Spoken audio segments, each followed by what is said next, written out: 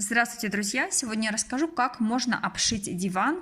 Вот на примере такой вот боковинки. Я буду обшивать кожзамом, но данный вариант подойдет идеально для диванов из кожи и также для диванов комби, когда у вас есть и кожаная часть, и тканевая. Данный вариант немножко посложнее, и я буду использовать две техники. Я вырезаю кожу немного с запасом, приблизительно 2 сантиметра по периметру. На всякий случай, если вдруг кожа немножко сместится, у меня все равно был бы запас, и конечный результат обивки дивана кожи получился бы идеальным. Цвет кожи у меня немножко отличается от оригинала, потому что в интернете беж у разных фирм разный, и пришел такой рулон, немножко он потемнее, но я думаю, в общем, конечный результат будет очень хороший. Кожу я подгибаю приблизительно на сантиметр-полтора, и здесь самый главный прием. Необходимо натянуть кожу от края до края. Это может быть справа налево, либо сверху вниз. И когда вы закрепите кожу по двум противоположным сторонам, уже значительно будет проще обрабатывать две другие. Иначе кожа может поехать, и будут складочки очень некрасиво. Вот в данном варианте первом я закрепляю кожу, но на самом деле там нет жесткого каркаса. Это уже тканевая часть, я закрепляю все равно для того, чтобы кусочек кожи в данном случае не смещался и было легче его закрепить уже по другим сторонам. Я использую обычный степлер для дивана, скобки там довольно-таки крупные. Если вам приходится обшивать весь диван, то советую сразу взять запасные скобки, потому что уходит довольно-таки много. Степень сжатия скобок можно отрегулировать на приборе. И, в общем, получается довольно-таки быстро и легко.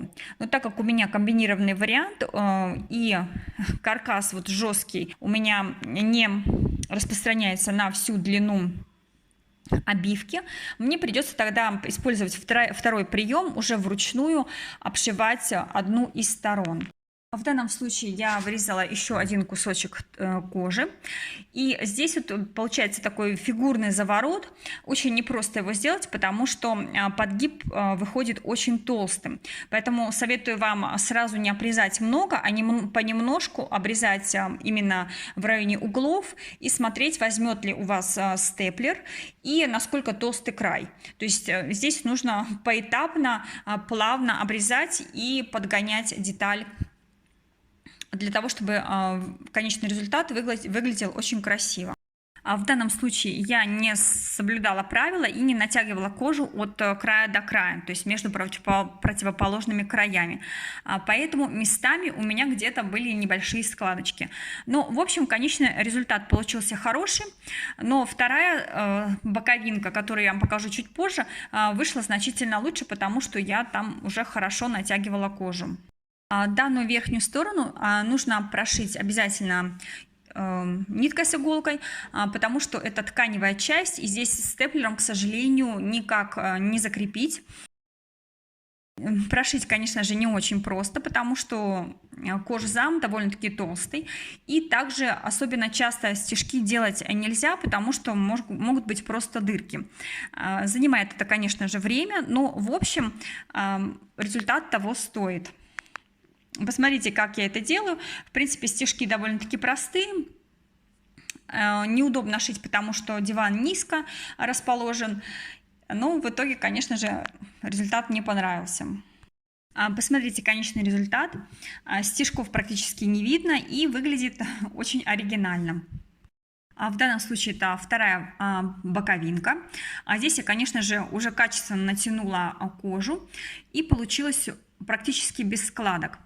Единственное, в районе боковинки, вот здесь вот вверху, нужно было очень долго подгонять кожу для того, чтобы не было утолщения очень сильного, и для того, чтобы идеально получилось повторить изгиб. Если же вы решаетесь обшивать диван настоящей натуральной кожей, советую вам потренироваться, возможно, на ткани, либо взять какой-то кожзам, чтобы не жалко было, вырезать и вбить его уже, а потом использовать как выкройку нанести на кожу и потом уже идеальный вариант с кожей закрепить на боковинке. И тогда получится очень быстро, легко и качественно. Но на этом, друзья, у меня все. Я вам желаю отличной работы, если вы решили обшить свой диван, обновить. Делитесь своими впечатлениями. Буду рада с вами пообщаться. На этом все. До новых встреч!